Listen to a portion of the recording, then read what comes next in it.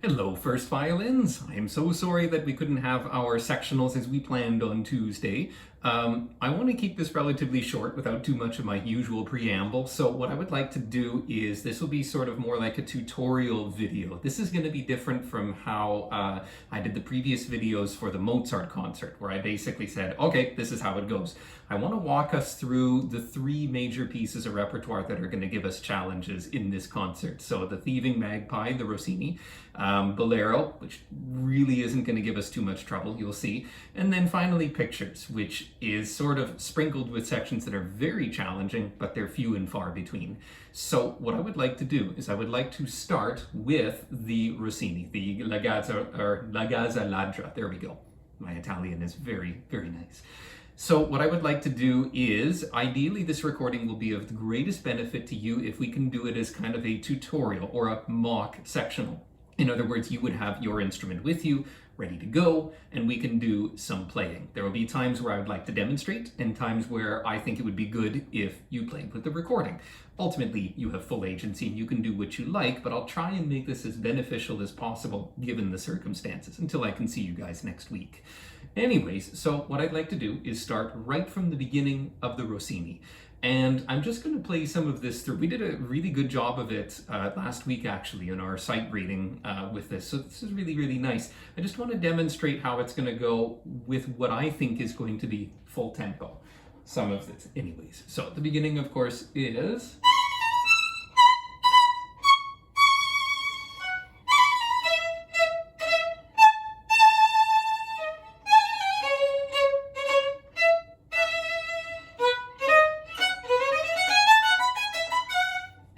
and so on like that.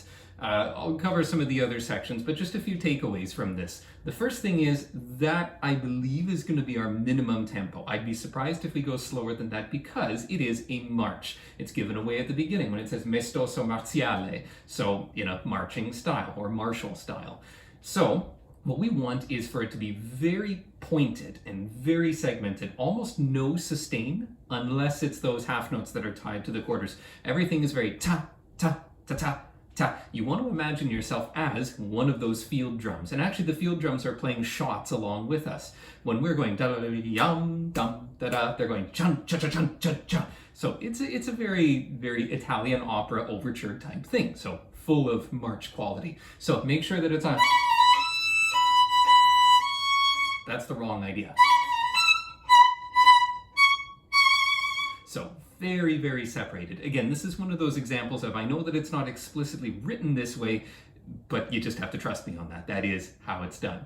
Now, one thing to be very careful of is in the second line, when you get to measure 9, 10, and 11, make sure you're careful with the timing here. If I have my metronome going dum da da da da da da da da da da da dum, I have it going at, right now, 108. Again, I would be surprised if it's any faster or slower than this, but given the circumstances, if I were to start right at measure 9,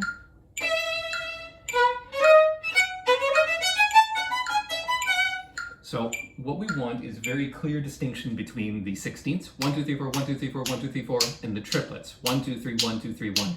This is very tricky to do. Very, very nasty for instruments with bows. Dum da da da da da da da da da da da. 1, 2, 1, 2, 3, 4, 1, 2, 3, 1, 2, 3, 1. So I just want to do it a couple of times slowly. I'm going to set my metronome here to 80. And if I were again to start at measure 9, it would be...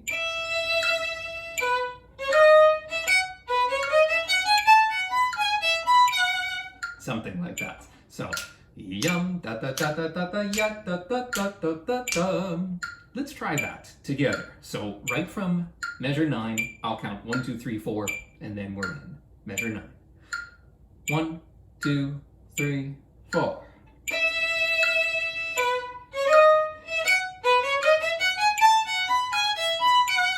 Good. Now, as in a sectional, I would like to do many of these passages multiple times. I know it's a recording, and if you wanted to, you could just go and rewind it, and I could do everything once. But again, I want to give us a few fair shots at some of this. So let's do that again. So, ya dum da dum da dum da da da da da da ya da da da da da da. 1, 2, 3, and 4.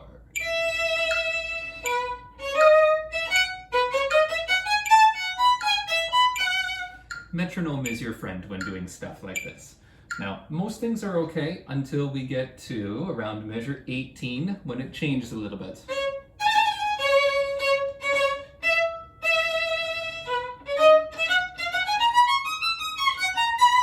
So, to me, the easiest fingering to do is, and I'm going to post all the music online too so that you'll have direct access to my fingerings, but here's what I do.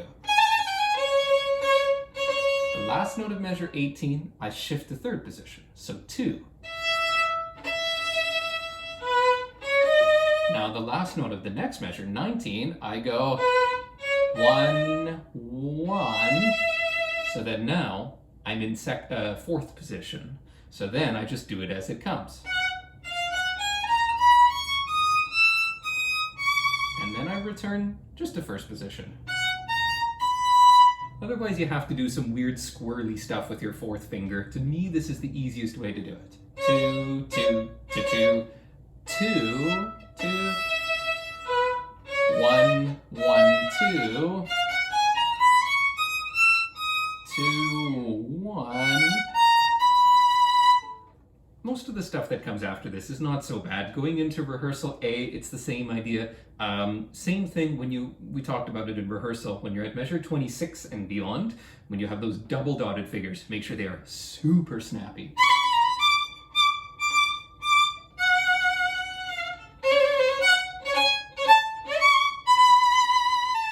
Very, very angular like that. Dum da dum da dum ya da da.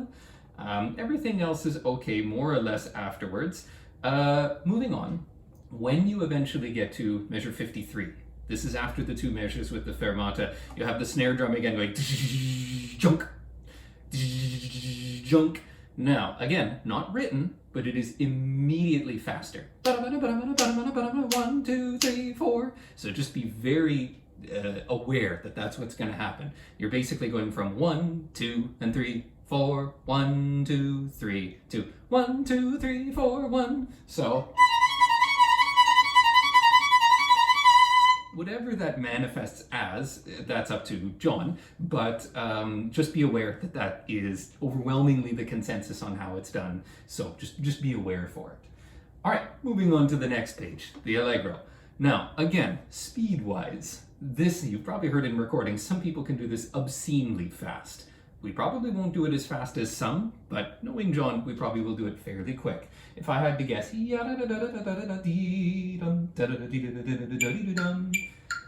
it's in 2/4. There we go. That's what I had to guess would be our minimum.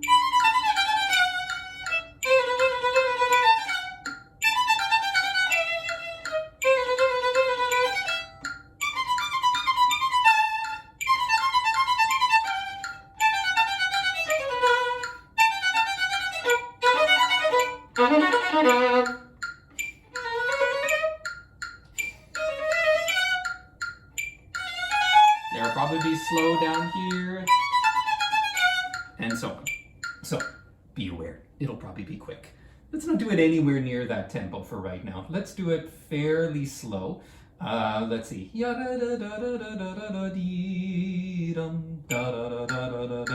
Right now, I have it counting at 104 to the quarter note.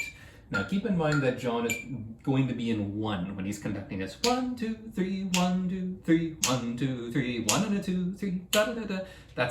He's not going to be going 1 most of the time. So just be aware that this will be in 3. Let's try starting right from our entry at the Allegro, going to BB, double beta, I guess. So let's try that. I'll give us 1, 2, 3, and then we're in at our entry after the Allegro. 1, 2, and a 3.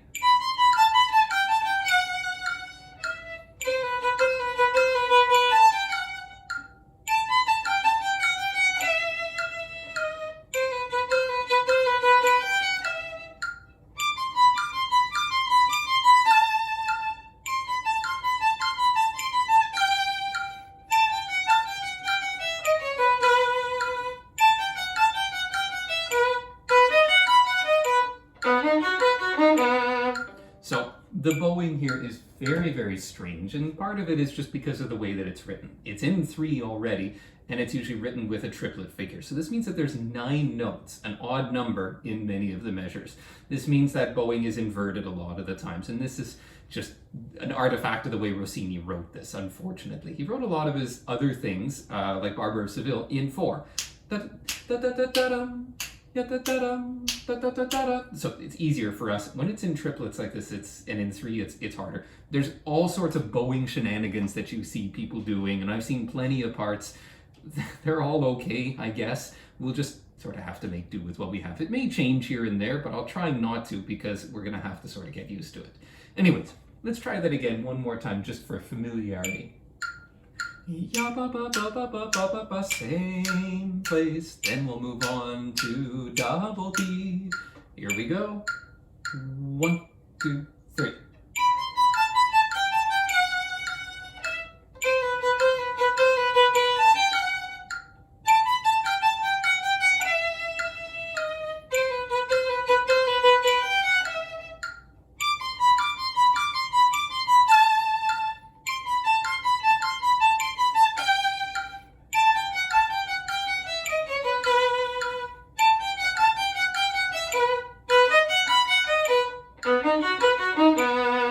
Good. Let's move on a little bit to where we get to the a tempo in the next line. So this is 88. It's very much the same idea, but now it is in major. Some fingerings that will help you out because some of it can be a bit tricky. Excuse me. What I would like to look at is, where's the first instance of it? Okay. Measure 104. That's where you have a weird position where, well, you have E, G, A sharp, C sharp. This can be weird. So what I suggest is this.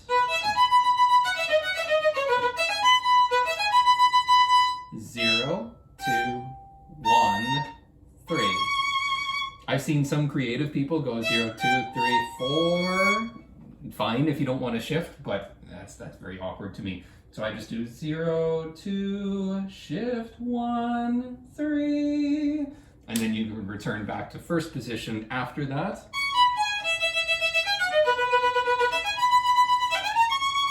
And then first position again.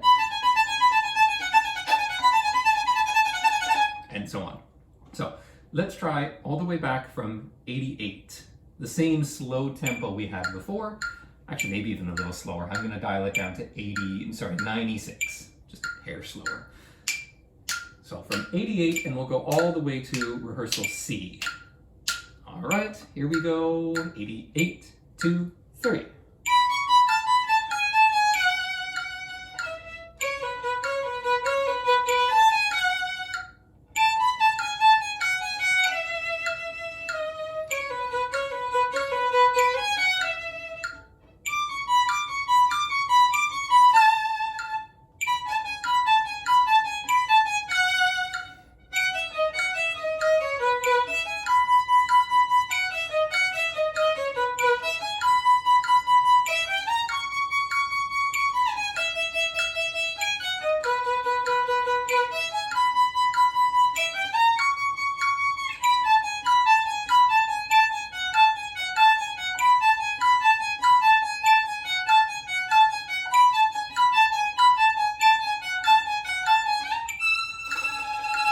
And so on like that. And of course we won't do those double stops, we'll just do them as normal. Now, 131 is a really awkward place because the bowing changes. Sometimes the first 2 notes are slurred, sometimes the second 2 are slurred, and this is really, really awkward. So we're going to take 131 even slower.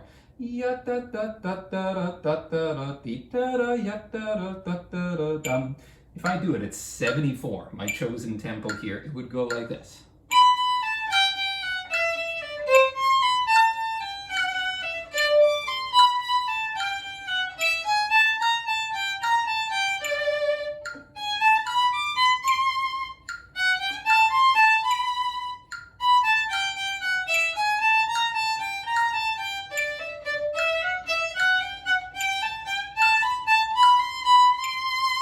And so on like that. So, a couple fingerings quickly.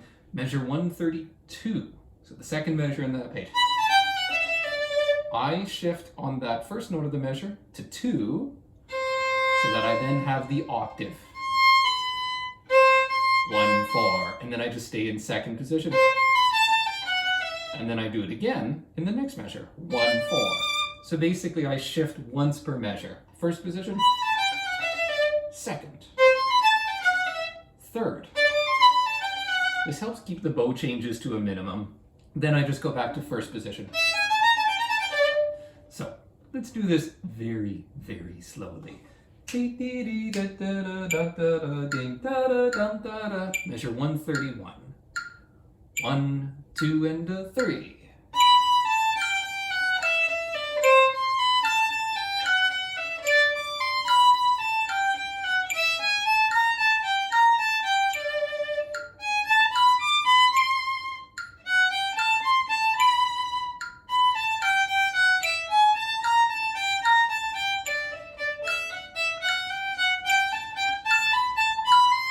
Two, another 2.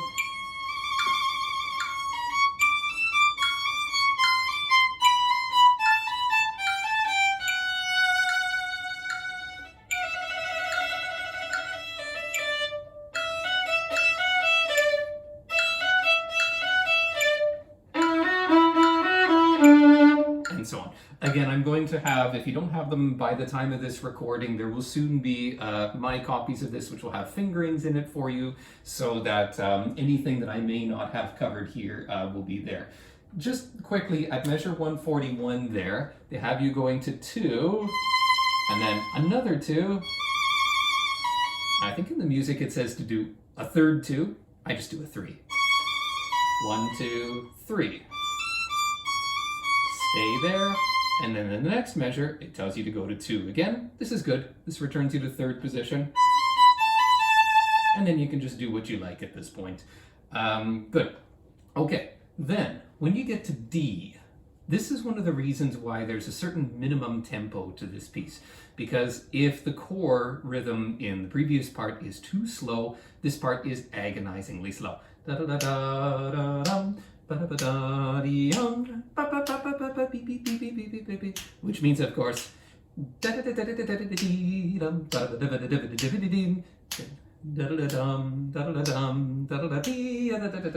so it's just one of those things. This is why this part is most certainly going to be quite quick, because if we get to D and it's going like this,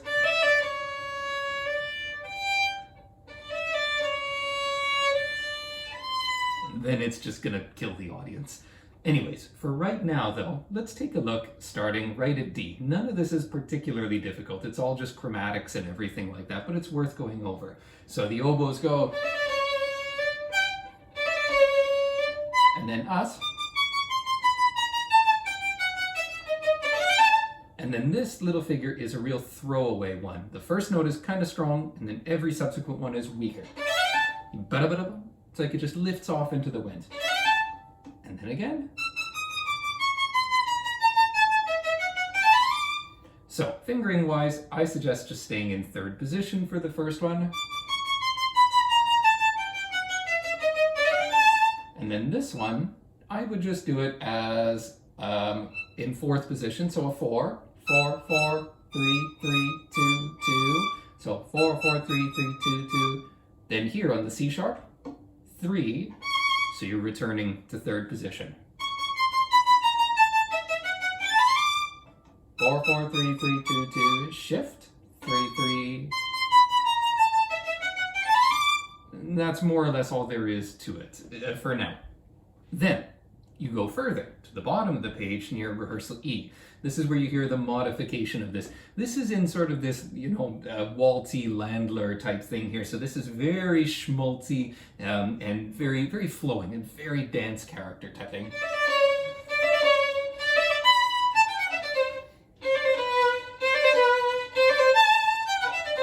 Think of a bunch of people in lederhosen jumping around, swinging around the dance hall, that kind of thing. This is exactly what this kind of music is. So, anyways, enough of that. Let's just try the 1, 2, 3, 4, fifth measure of E, and let's go yada da dee, yada da dum, da da da dee, da da da da da dum, Actually, a little slower than that. That's 127. Let's do 110. Ya da da dee, da da da dee, da da da yum, ba ba ba ba ba bum. And of course, the people who are playing the inside line, you have even more interesting notes.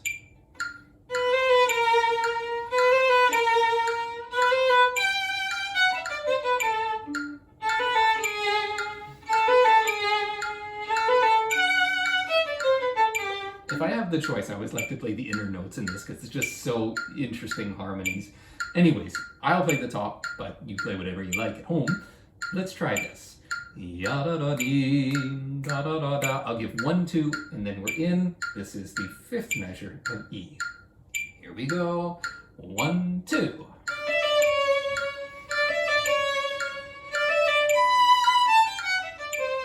Good. Let's do that again. One more time. Exactly the same thing. Here we go, same place. 1, 2.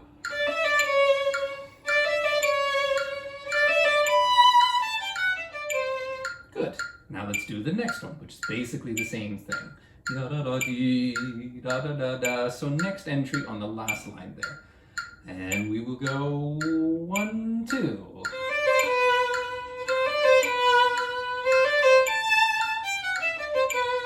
And so on and so on. Let's skip ahead. Same thing is repeated. Now, when you get to the second line, you have this march figure. The bowing is weird. It's these slurs on an up bow. We're not going to do that. It's a weird way of doing ricochet. We're not going to do that. The consistency is going to be very hard to do. So we'll just break up the slur. It'll still be starting on an up bow, but we'll just go, so up, down, up, down.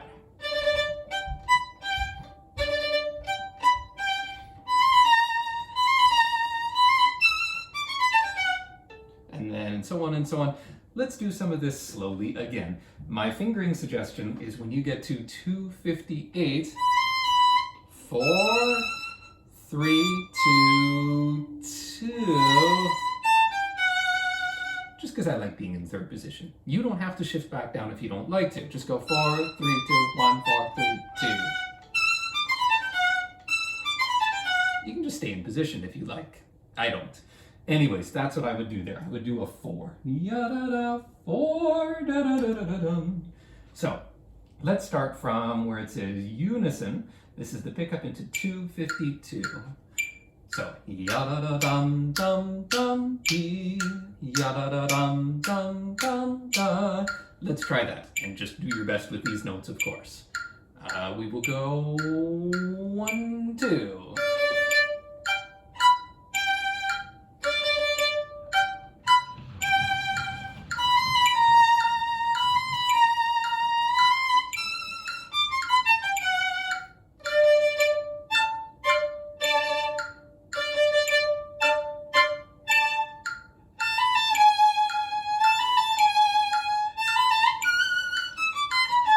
And so on and so on. Now here, what I suggest is going up into this part here. So this is the end of 265. 1, 2, 1, 4. 1, 2, 1, 4. Sorry. And then just return down on the C. So once again, shift to the position 4, 3, 2, 3, and then you're in third position, which you can remain in the entire time. So 4, 3, 2, 3, 2, 1. That's what I would suggest.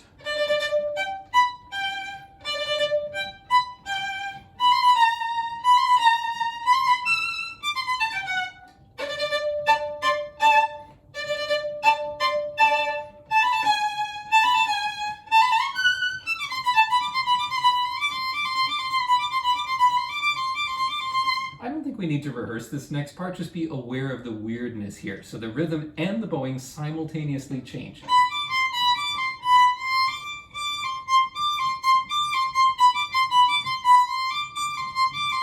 So just be really, really aware of that.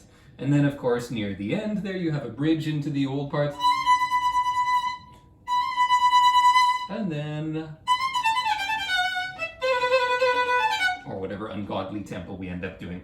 Everything is okay until we get to the next part, the next poco tranquilo one, the next page, third line. It's nothing really to rehearse here. It's just all the same stuff we've done before, but in E major.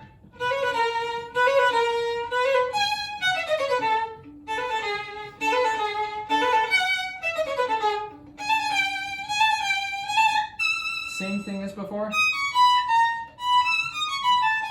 Just be aware of new sharps, that's it. Next page, same thing. Oh, yes, there is a difficult part, okay, or an unusual part. When you get to the next page and you start just near the end of the first line on the last page, you have this. You have a really high G sharp to get to. Once you're there, do what we did in previous ones. Just stay put. 4, 3, 2, 1, 4, 3, 2. You can do a creative shift downwards if you want, but to me it goes so fast that there's security in just staying up there. So, you start in third position. 4 on G sharp. 4, 3, 2, 1, 4, 3, 2.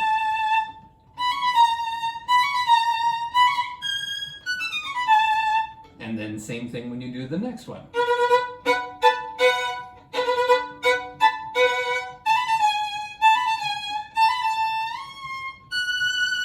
Same thing, 4, 3, 2, 1. Just be careful of the D sharp here. So F, E, D sharp. Oh yeah, no, I forgot. You have to go back to first position. So get back down to first position at the end of that measure. 4, 3, 2, 1, 4. And now you're in home position. That's all the same. Now, when you get to the più allegro section, you have some bridge material into that. 4 measures before that, you have. And then,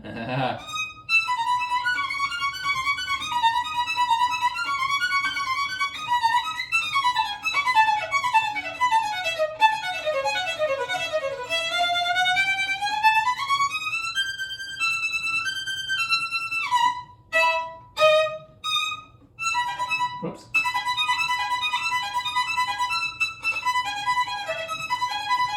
This is classic Rossini. It just makes you do something way faster at the end for no particular reason. He's got a particular style. Anyways, here's what I do. So when you're playing all that stuff 4 measures before the più allegro, so this is 1, 2, 3, 4, 5, the 6th line, middle of the 6th line on the last page. I just go 4, lots of 4s, 3. Now, without shifting, so 4, 2.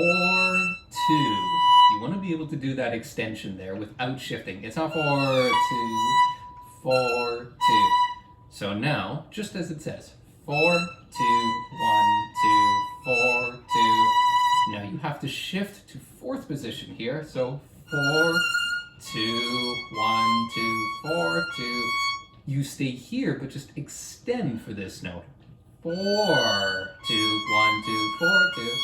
Now, return back to 3rd position. 4, 2, 1, 2, 4, 2. And then you have to do it again. So the first 2 measures, the first measure is in 3rd position. Now, 4th position, still in 4th position, back to 3rd position. Most importantly, the 2 is always consistent. So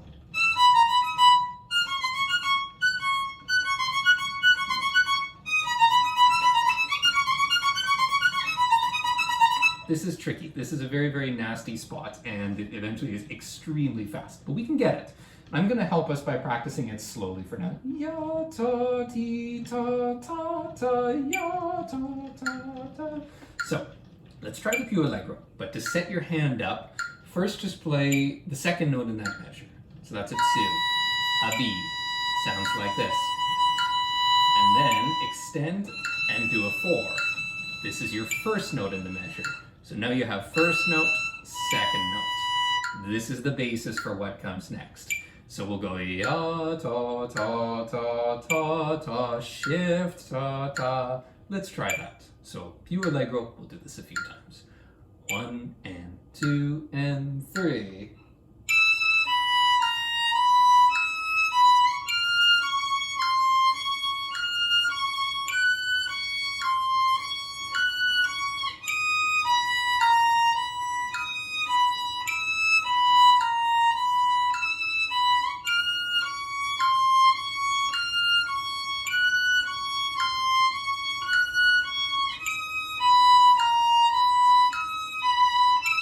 And so on and so on. Let's do that again. So once again, here's your 2, here's your 4. Same place, più allegro. 1 and 2 and 3.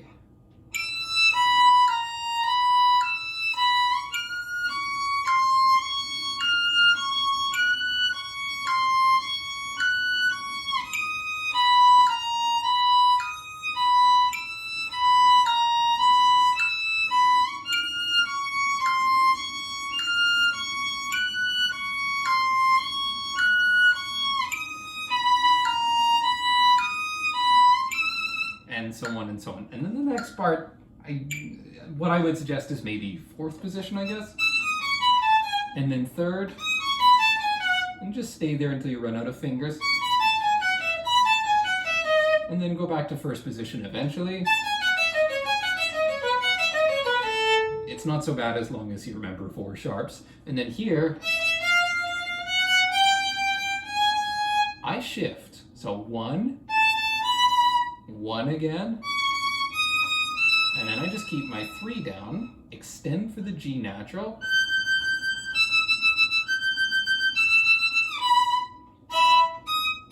now here, the best way to think of this is just a weird extended arpeggio. 4, 1, 3, 1, 3, 1, 4, 1, 3, 1, 3, 1, 4, 1, 3, 1, 3, 1. And so on and so on. Anyways, so this has been a bit of a crash course on this. Of course, we're going to go over these again, but hopefully some of these instructions and help is immortalized in the video for you to use in the future as well. But anyways, we'll move on. Let's take a look then at Bolero. There is honestly not much to do in Bolero. There are precisely 3 sections. There is the main theme, there's the counter theme, and then there's a bit at the end that's slightly different. So again, in case people are unfamiliar with this one, Bolero, written by Ravel, was an interesting work because its popularity completely surprised Ravel. He actually kind of resented it. He wrote basically what he described as music without music, notes without any kind of overarching form or anything, just basically orchestration, just the bare shell. And he didn't think it would be a particular hint, he just thought it was experimental, and he said, yeah, why not? And Ravel was famous enough at the time that he could get away with it. Ironically, it made him even more famous. People really liked it. The popular story is of one where you're in sort of like a French tavern type thing, and there are 2 dancers representing the 2 themes. There is the attractive, demure female dancer whose theme goes like this.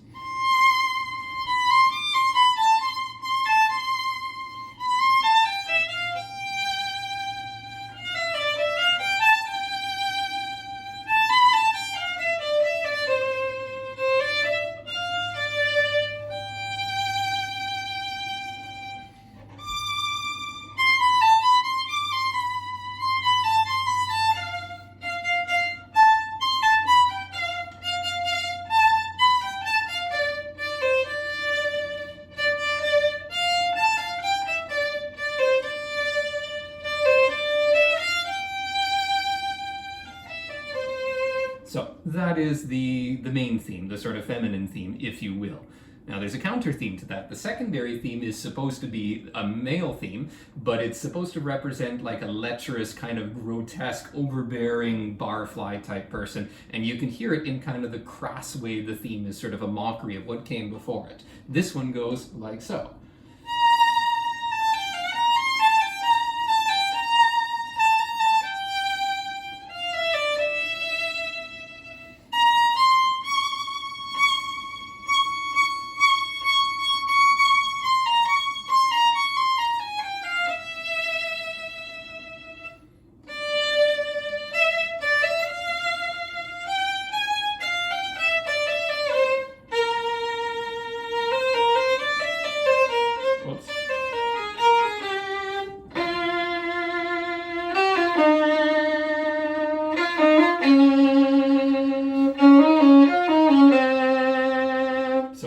very different color to it. It rapidly gets darker towards the end. There's that sort of da da da da da da da da da da da. It's not violent or anything like that, but it sort of, in my mind, represents, you know, the guy who won't take no for an answer type thing.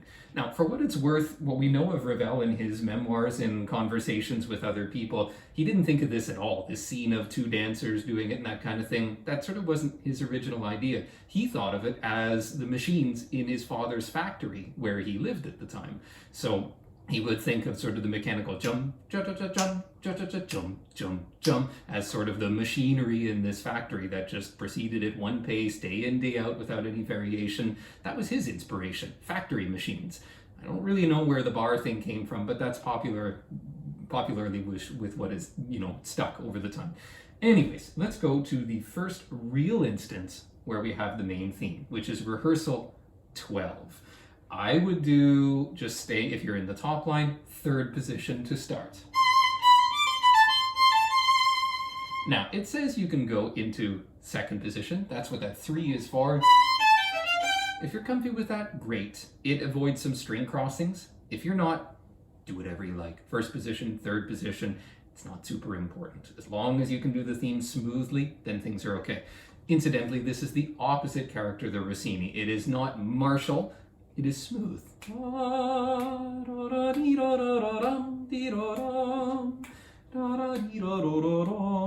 With lots of sustain, even on dotted notes.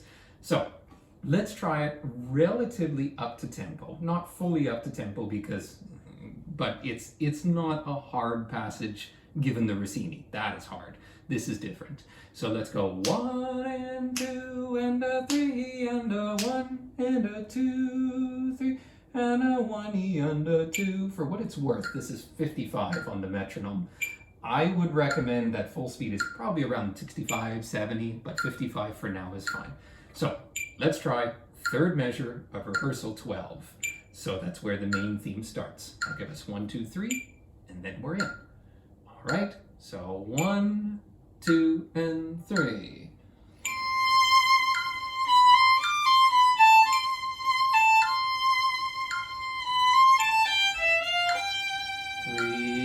1, 1, 2.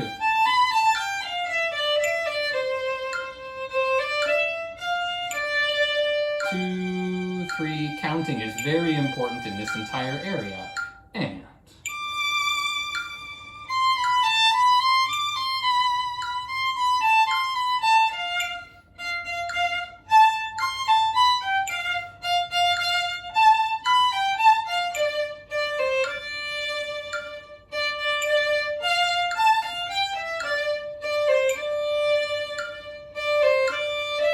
1, 2, 3. Et voila, there you go.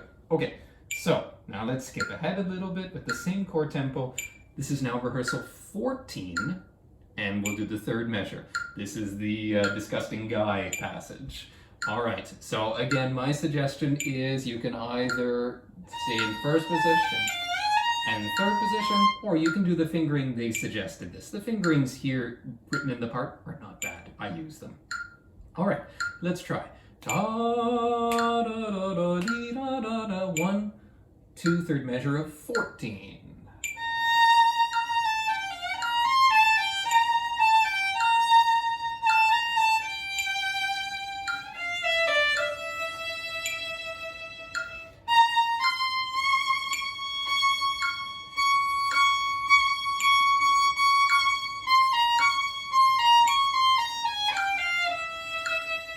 One, 2, 3.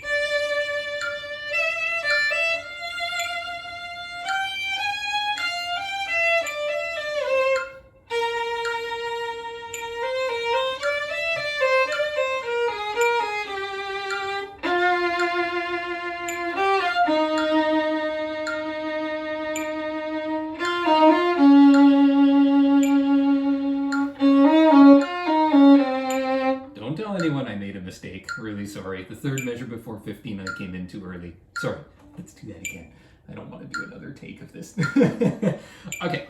back from the original start of this, which is third measure of 14. So, 1, 2, again.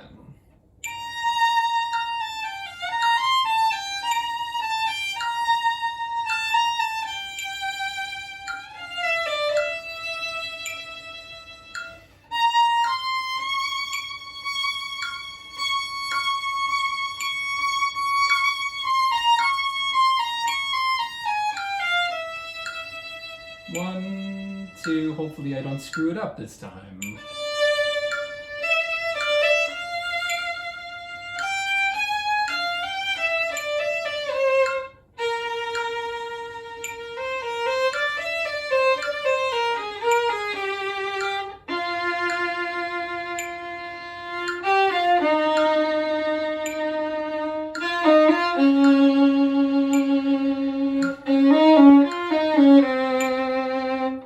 Now there's nothing left in this, everything is just a repeat of what you've done. We'll talk about the divisi in some place because you notice that in some places the divisi is done by 4, and we'll talk about who's doing what when we have John's guidance on that. But anyways, it's either a third down or a fifth down or just the same thing below an octave. It's very, very colorful. In some places the intervals are very strange. Very, very weird. Ravel was an interesting character. But anyways, everything is more or less the same until you get to just before rehearsal 18. This is in the second last page of the piece. You have the secondary theme again from the male.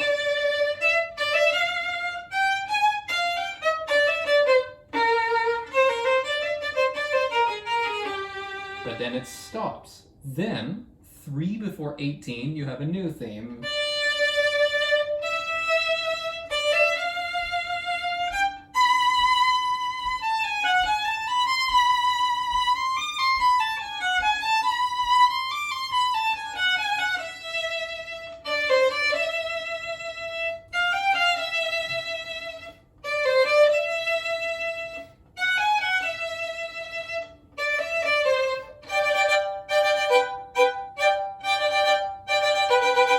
Honestly, none of that is really worth rehearsing.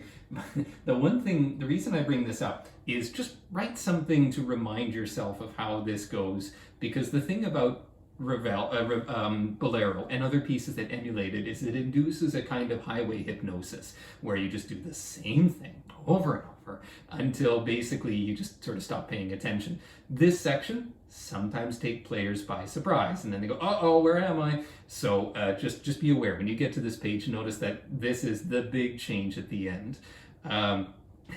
For what it's worth, the snare drum is the single most challenging part in Ravel. Not because it's anything elaborate. In fact, it's not. It is one measure over and over again. Chum, cha-cha-cha-chum, cha-cha-cha-chum, chum, chum, cha-cha-cha-chum, cha-cha-cha-cha-cha-cha-cha-cha-cha. That is the whole thing. And the poor snare drum guy has to do this for like 10 minutes straight, without variation, without speeding up or slowing down, starting really quiet. Buy your percussionist a beer at the end of the concert. He will want to escape from reality after this. Anyways, the last thing I want to work on is just the last 2 measures, just because again there's this weird sort of shrill da-da, ya-da-da-da-da-dum. So the fingering that they have again is good. 3, 2, 1. First position. 3, 2, 1, 4, 3, 2.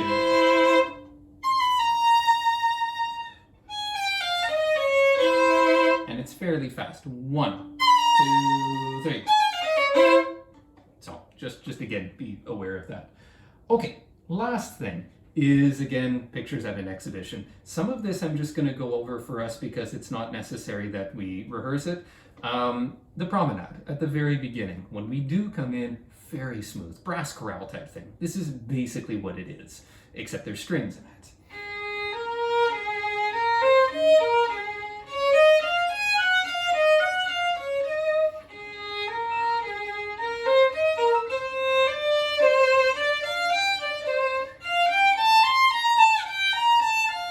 Everything should feel like this marching tom tom ta ta da da dee da da. Again, as we described in rehearsal, That's what this is. This is the theme of the man in the gallery, and he is walking from one element, one picture to the next.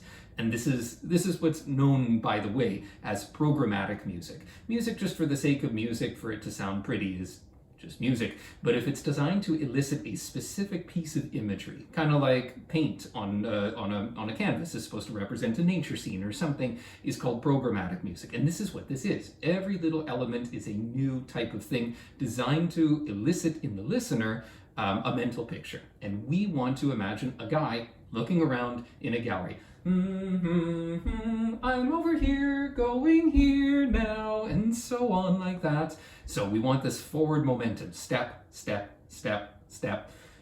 Moving on, we have Nomus. I don't remember which portrait this is, but be careful. It's not sort of conducted in straight motion. There's lots of pauses and things. And it's fast. Da-da-da-da-da-dum. Ya-da-da-da-da-dum. That chum chum at the end is us. This is something we're going to have to rehearse with the cellos because they're the ones with the really hard stuff. Now, be careful. This figure I was playing in pictures is just right before 7. It changes though when you do it again just before 8. Rest. So just be careful there. I would circle that rest in the second measure, the second measure just before 8 there. Rest. Everyone misses it. It's very, very easy to miss. Moving on. Between 9 and 10, you have some pizzicatos. Yum bum, bum bum, bum bum. You're just accompanying the instruments, nothing special. Then you have this sol tasto thing. That's all that it is. So just open A, up to your middle harmonic and back. And the sol tasto implies very, very soft. That's all that it's supposed to be. In fact, it dances from the cellos to the violas to seconds and then to us. When you get to 13, we have that little figure that everyone else has been doing so far. But it's fast. So in pictures, there's a lot of inharmonic notes like F flats and C flats and stuff like that. Just think of the first note is just played as a 2. It's basically a 1. It's an E, but played as a 2. 2, 1, 0, 2, 1, 0, 3. So half position. You can do the same thing next time when you get to the vivo and the 3/4 there. In fact, it is the exact same thing because of the key signature. Same fingering, same positions. Now, when you get to after 14, you have this part right here. Again, I'm going to distribute the parts so everyone has them, but I'm going to break up the slurs there, just for simplicity's sake. We could do it with the slurs as written, but I always like to make things easier if possible. So, it's exactly what it looks like. You basically smear your way from one semitone to the next.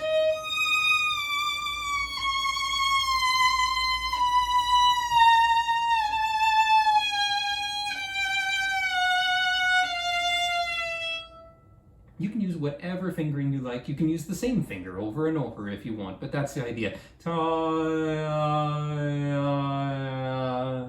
Nothing else is hard in this till you get to the end.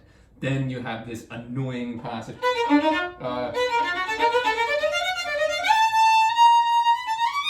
So annoying that I can't do it. Whoops. So, I'm going to describe some of this. We'll walk our way through it, in fact, one note at a time. So you start with a C flat, so a B, but I would still do it as a 2. 2, 1, open A, same C flat as before, open A,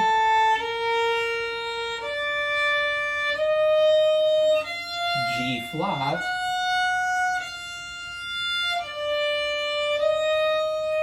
G flat again.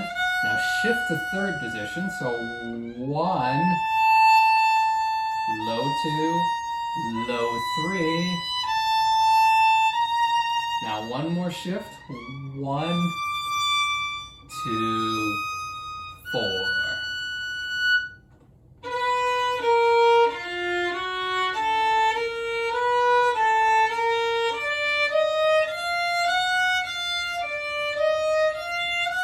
Shift to a 1, shift again to a 1. Let's do this together one time, somewhere in between the tempo I just did in the first one. Maybe ta dee ro ro ro ro. This is one of those areas where you really just have to know what it sounds like, because it's very difficult to read if you don't know what you're walking into. So let's try that. Ya dee da da. 2 and 3.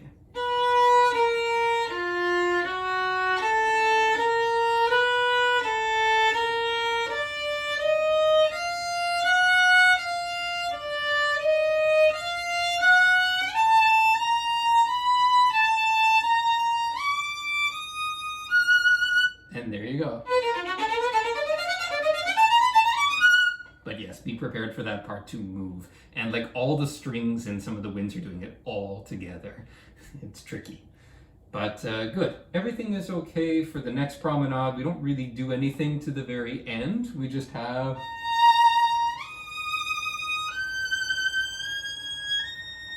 And it's very, very slow, so it's not hard. I do it as a 2, and then a 1, 3, 3, 4. That's personally how I do it, but you can do it however you like. 2, 1, 3, 3, 4. Now, the next one, Il Vecchio Castello, is an interesting one because it is one of the few examples of orchestral writing with big saxophone use. There's a whole saxophone solo here.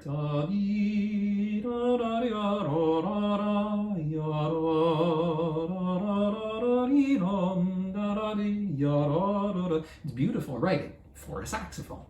Whatever, Ravel, okay. For us, we have relatively little. We have this counter melody starting at 23.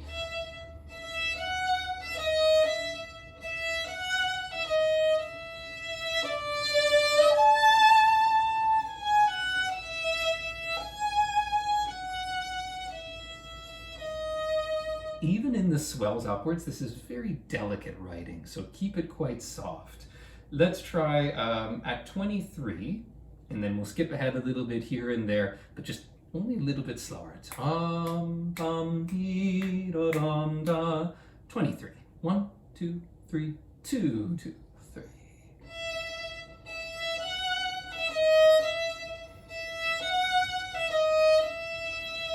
One, two, three. 2, 3, 2.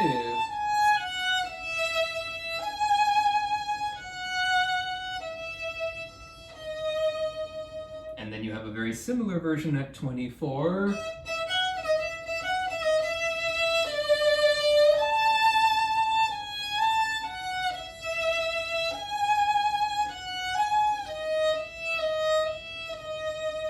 Nothing too much to write home with. You have a version of this modulated down at the very bottom of the page. Same idea.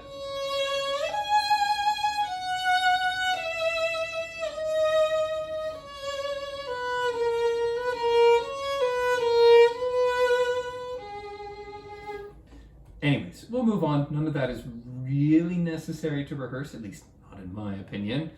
And then you have the next promenade. So this one returns to sort of, he's, you know, more optimistic again and that kind of thing. Do, do, bum, ba, dee, da, and everyone starts pumping out the sound. And then we come in like this. Oh, no, no sardine.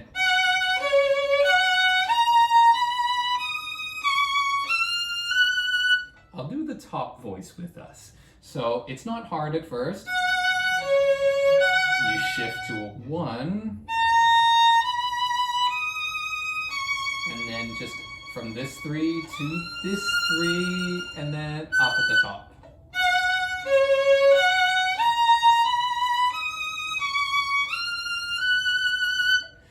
Now, the next one, the Tuileries, I don't know what that is. I can't remember what this one is either. It's very playful. It's mostly winds, clarinet, flute, that kind of stuff. Dee-dum, da-dum, yum, ba-da-ba-da-ba-da-da-da-da-dee-dum. We don't have a lot to do, but that part is fast, and we do get that part eventually.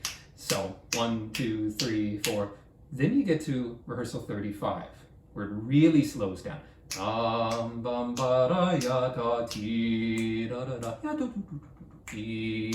And this part is very chromatic, so let me play it one time so that we have it.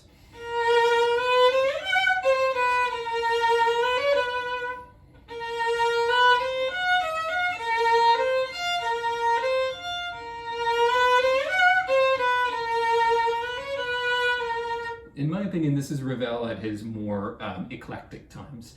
So, notice the glissando in beat 3. We definitely want to do it and definitely want it to be juicy. And there's a staccato on the last note, so da da dee bum bum bum bum bum bum. That's the motion. And definitely do a shift upwards there.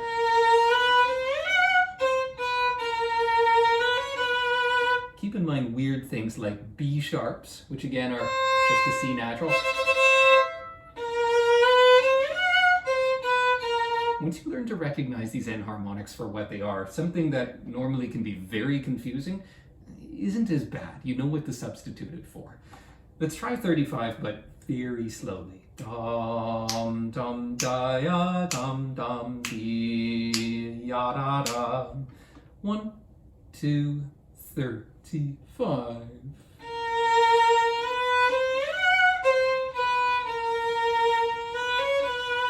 And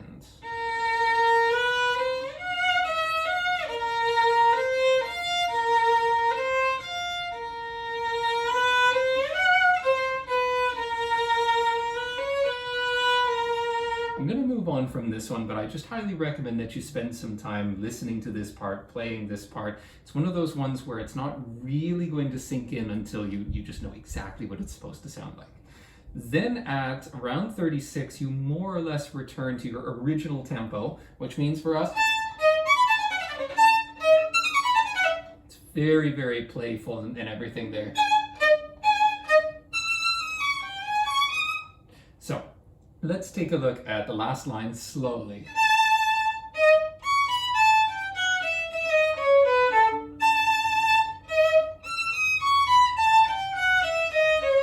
The naturals kind of make it seem like it's easier than it is, but there's still D sharps here. D sharp.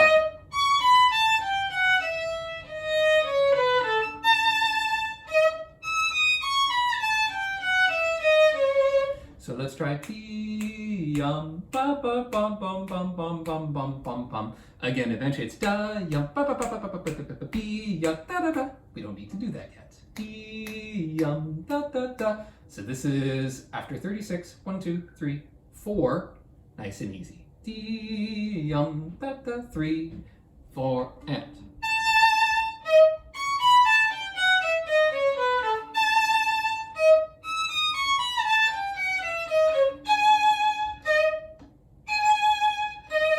Now this one, I've got a trick for it. So do it in 4th position. So a 4, 4, 3, 2. Now really tight semitone 3, 3 again. And then just 2, 3. 4, 3, 2, low 3, regular 3, 2, 3. If you keep the 2 down this entire time without lifting it, that's your reference, and it makes this a lot easier. 3, 3, 2, 3. Let's just try 37 one time. 3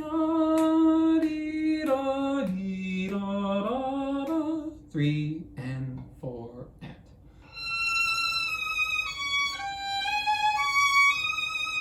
There we go. Good. All right.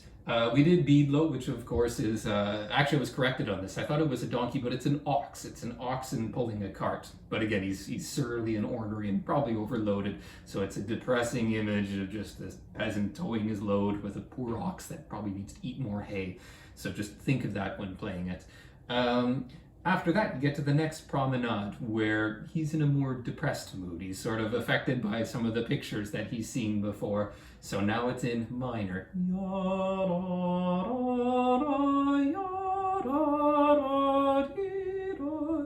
We don't do anything until a little bit later when we have...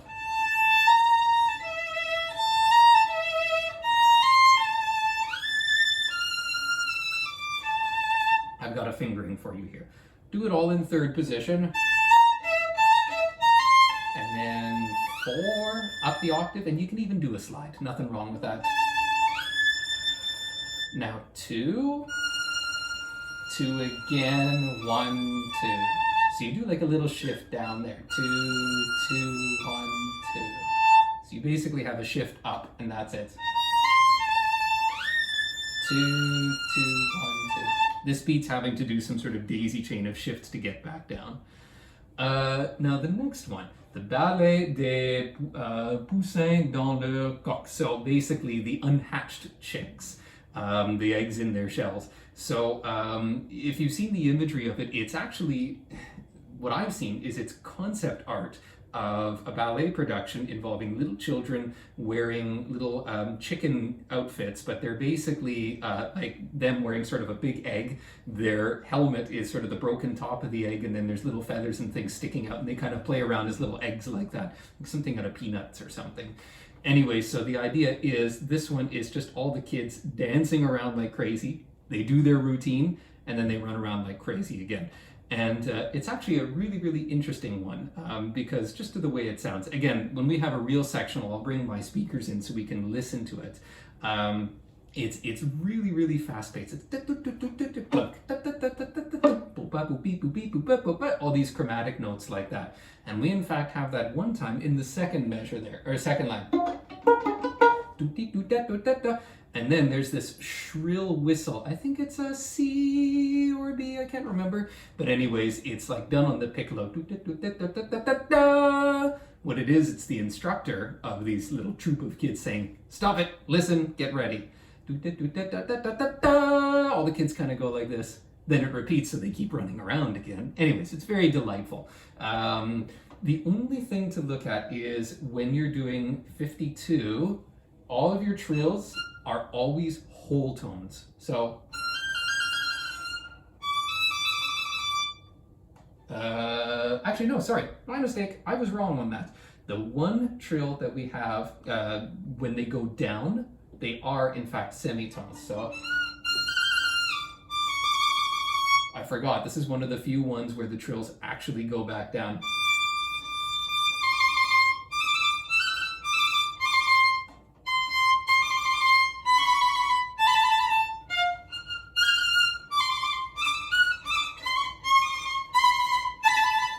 It's an effect more than anything. Don't worry too much about intonation. However, we then get to the little solo thing, which is at 55. And we do have to be careful.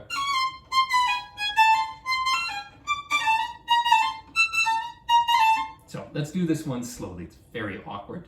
Ba-da-dum, dum, ba-da-dum. What I recommend is you start in 5th position. So that grace note would be a 4, and the D flat is a 2. So 4, 2, 1. That's what I do for the first one. 4, 2, 1. Now 3rd position. 3, 3, 2, 1. 1, 1, 2, 3. Shift back up to 5th position. So 1, 1, 4, 3 on the A string. Now back to 3rd position. 4, 4, 1, 2. 2, 2, 1, 2. Now I just cheat here. I just go 3, huge extension, 4, 1, 2. Doesn't even really matter if you're in pitch or not, though don't tell John I said that. But just 3, 4, 1, 2, 2, 4, 1, 3. So.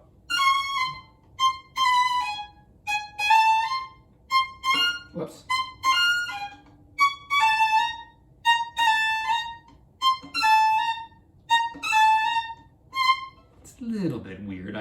Let's do that one time at 58. Da-dum, bum, ba-da-dum. And again, this is just an awkward part.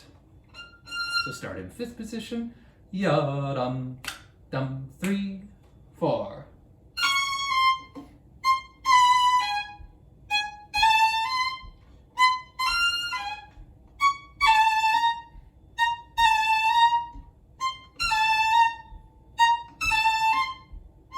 And then there's really nothing else to it. Samuel Goldenberg und Schmoyle, we already did in rehearsal. Just heavy and broad. Nothing too much there. The second half of it, there's one little solo. Just be aware of 2 sforzandos, 2 little great shots. So when you're at 62, the next page, you have...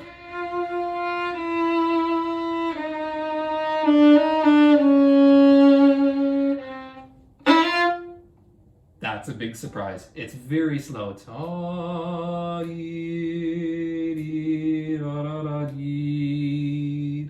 Bottom. And then you do it again.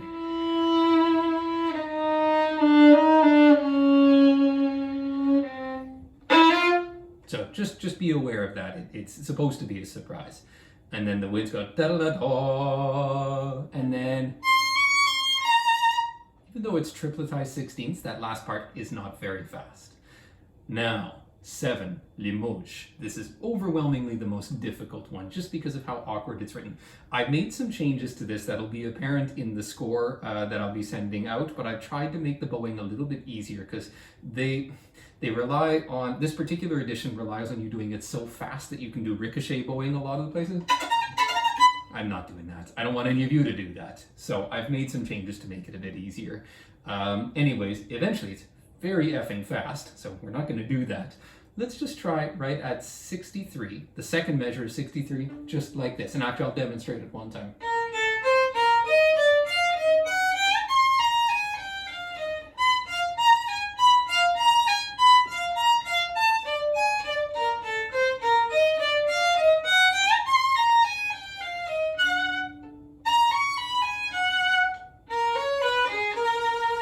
And again, fingering-wise, there's not too much fingering-wise. What I do in the second measure, so that's where you have those C sharps, I do 4, 1, 3, 2, 4, 1, 3, 2. I found if I have to do string crossings there, I always screw it up every time. So I just do 4, 1, 3, 2, 4, 1, 3, 2, then 4, 1, 4, 1, 3, 3, 2, 3. It's still complicated, but it makes it much more bearable when it's faster. So, other than that, fingering wise, after 64, 1, 2, 3. Here's what I do. 3, 2, 3, 3, 2, 3, 2, 1. You're technically doing a tiny little shift here. It's sort of, you're sort of crossing from one half position to the next. So 3, 2, 3, 2, 1. Now you go into second position and do the same thing. 3, 2, 3, 2, 1. I'm going to play this a few times because this is, again, one of those areas where you need the notes to sink in.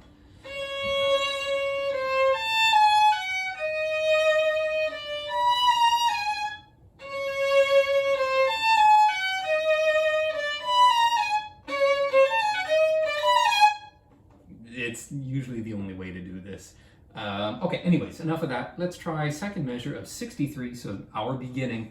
Yum dum dum dum dum dum dum da ya ta ti ra ra. The bowing I'm doing right now here today is the modified bowing that you will see in the parts that will get sent out eventually. So if you're sort of going, that's not what's written, try and copy it as much as possible. But if you miss anything, don't worry, you can just see it in the edition that I send out. All right, yum dum dum dum 3 and 4 and.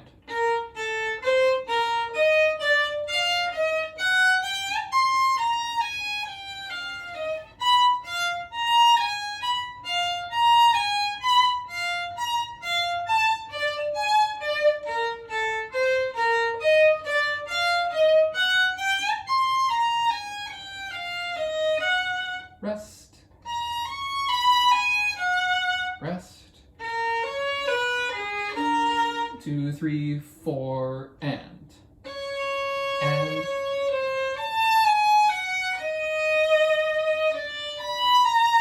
1, and most of these shots are always tritones. So if you know the bottom note, C flat or B, it's always going to be that interval. The only time it's not is near the middle of it, where it's one time a fifth. And that's where you go. There. So that's really the only time where it doesn't do that. Anyways, okay, so that's how that part goes. It repeats itself a bunch of times. We don't need to do that. Let's just take a look then at 2 before 60. Is that 60? Yeah, 69. 2 before 69. In fact, that's what I was just demonstrating.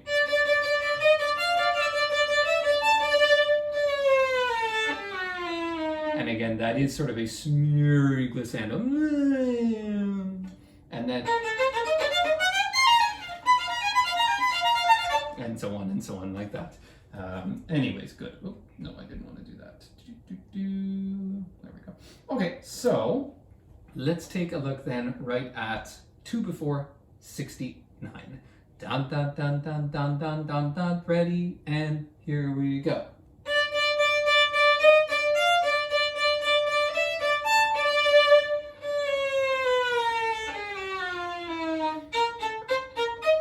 And then that's the same as what we've already done. Now at 71, you have a new sort of reset tempo. The exact tempo again is at John's discretion, but that's usually what it is.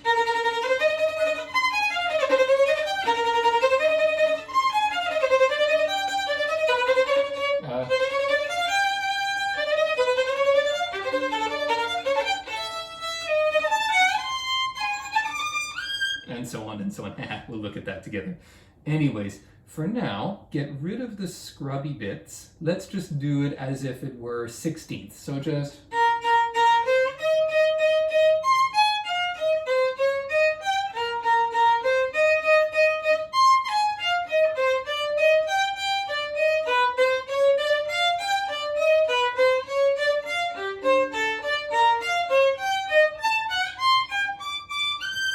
So let's do it slowly. Yum bum bum bum bum bum bum bum yum bum bum bum. Ready, 71.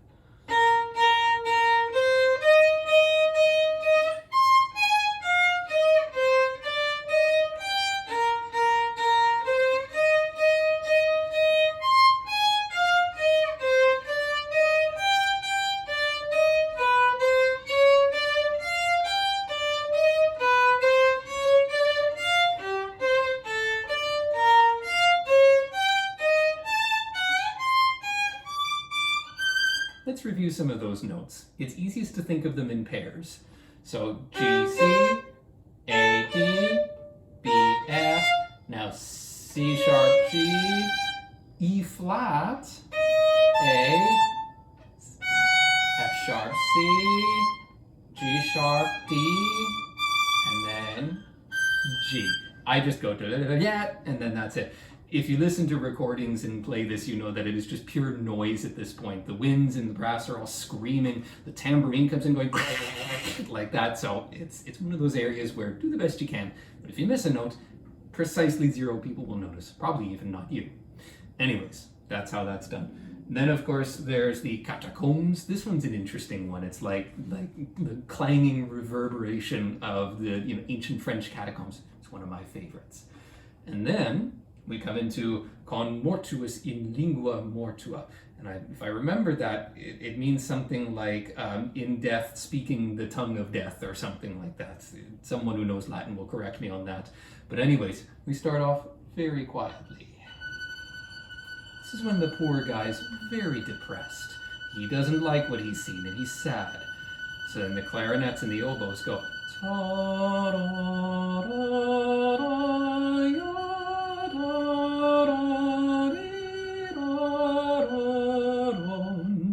and then after 76, we just do some little descending passage.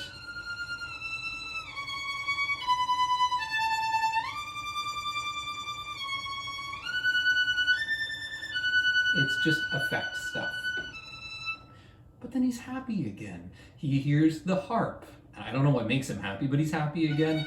Blum, blum, blum, blum, blum, blum. And everything's fine. Everything's great. Until we get to number 9, La cabane sur des pattes de poule. So the hut on fowl's legs, or Baba Yaga. Baba Yaga is a Slavic tradition. She's basically the proverbial witch on a broomstick, except she doesn't ride on a broom. She rides in a barrel or something like that. And she doesn't live in like a normal hut or something made of gingerbread. She lives on a hut that is on chicken's legs and it moves around. And so that's what this is about.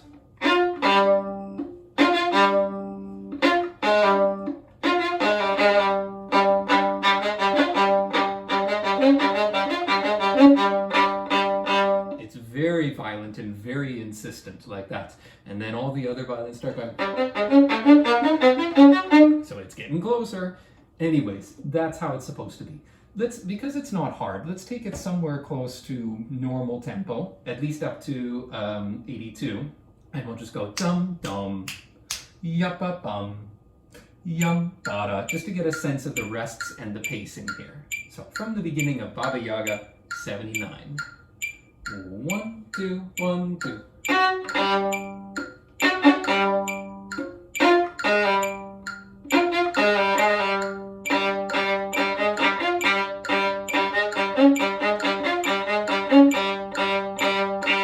That's basically what it is. Now, most of the fireworks are taken care of by the brass, but at one point, when we get to 84, we have, sorry, figure out what my fingering was here. Yes, okay. So, in 84, go up so that you're playing that A with a 2. And then, from there, stay in position. You have a 4 for that G. 4, 1, 2, 3. 4, 1, 2, 3. Now, if you want, you can just go 4 and stay right where you are. 2, 2, 2. So, let's just take a look at 84 again. Sorry. A. This is done with the 2 really high. 4, 1, 2, 3. 4, 1, 2, 3. Now you have the same idea going to the next one, but it's a little higher. 4, 4, 1, 1, 2, 2. Now, because I always find this one a little tricky, I go 4, 4, 1, 1, 2, 2, 4, 4, 3, 3, 1, 1, 2.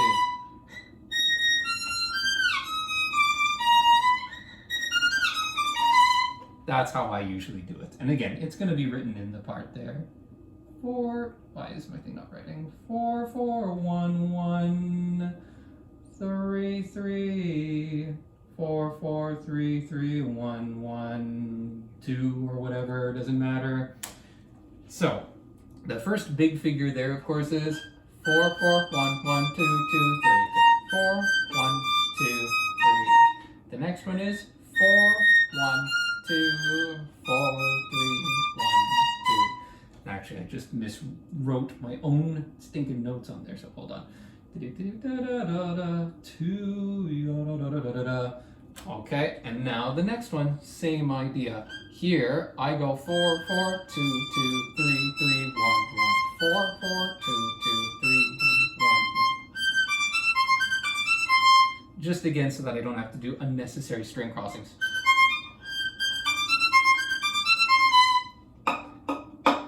And then, oh, sorry. Now here, at 86, I go up very high, and I stay here.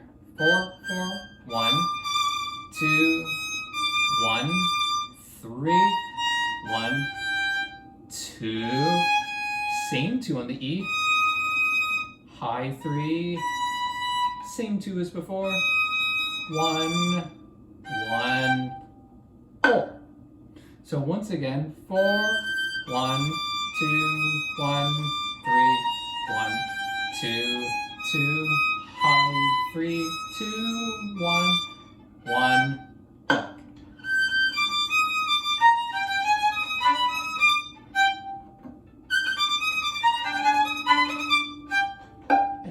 back to first or third, whatever. Now, this is very, very weird. This edition has this weird glissando with 30-second notes. Ignore everything except the first note and the very last note. Don't play anything else in there. Like, literally don't even try. It's not correct. Or rather, I've never seen it this way before. It's usually just this. It's literally that, just 1, 4. That's all that it is. That's all you have time for. 1, 2. So don't try and do any of this. I've never even heard orchestras do it that way. So just 1, 4, up to what is an A flat.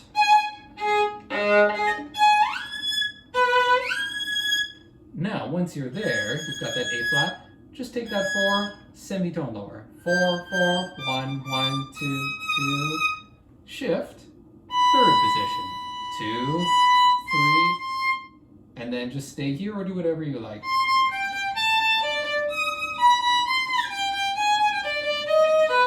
So,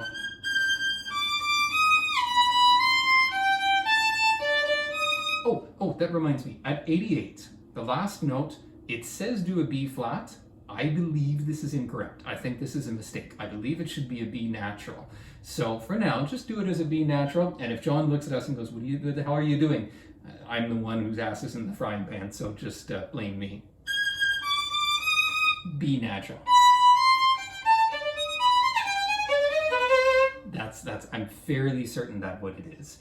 Anyways, then it slows right down, and then I don't know, I think it's the contrabassoon goes bum, oh, yup, bum, bum, bum, bum, bum, bum. We just have little pizzicatos, nothing to rehearse. Everything else at that point is just rehash of stuff we've done, except the last 8 or so measures.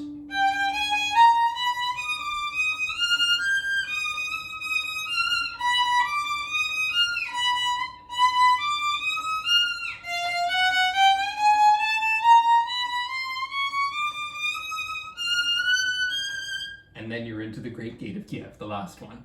So, fingering wise, here's what I do. I started in third position. Sorry.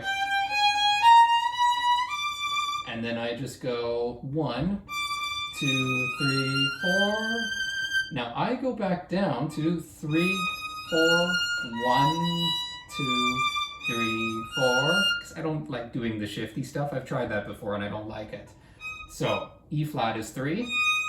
Next is 4, 1, 3, sorry, 2, my mistake, 2, 3, 4, 1, 2, 3, 4. And then just chromatic. Except in one place, the last measure, E flat, F, that's the only whole tone you have. So,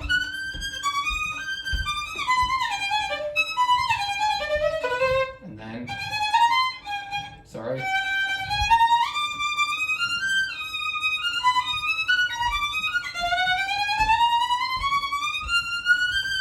And make sure that last note is a G, because afterwards you're in E flat major. Ta ti ta to ta ti. Bom, ba-dum, da. Now this could be faster, it could be slow, but one way or another, it's in 2. You have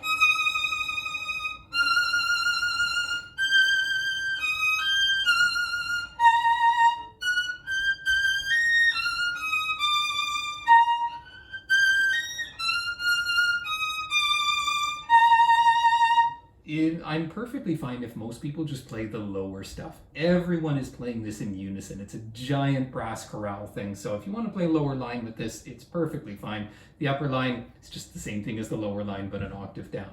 Now, when you get to 107, it's after a little rest. You have rest. Whoops.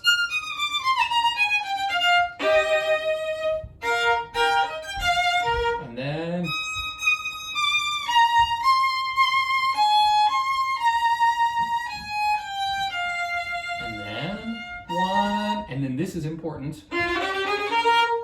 And then total silence. Nobody can play through that. That's a very, very important one there. And then stop. That big lift there, getting into 109, is really important to do.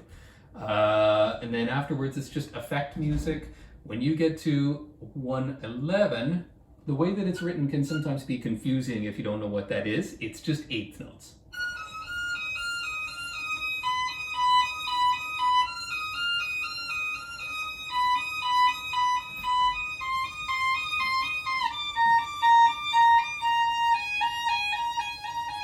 Again, playing the bottom line, in my opinion, is usually perfectly fine. Nothing really to do there. There's one last really difficult issue, and that's at 114.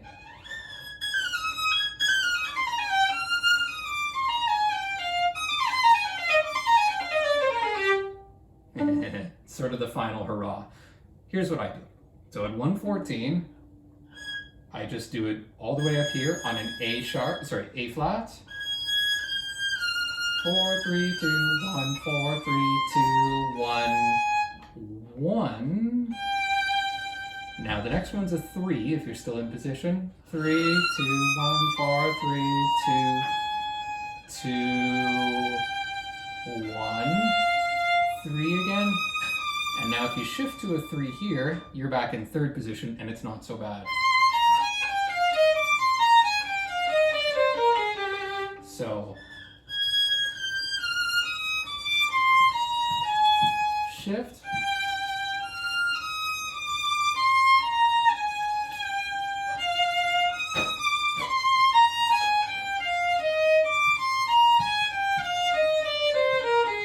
So what I'd like to do is we'll play this last one together, but only in groups of 4 and just like this.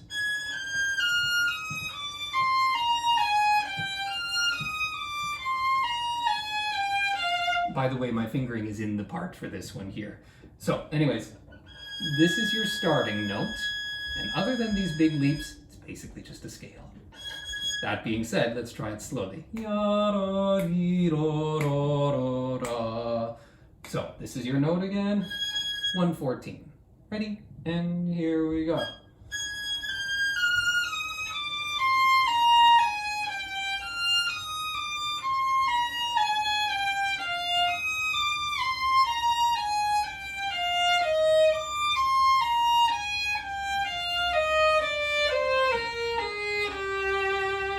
Again, once you get sort of the basics of it, it's not so bad.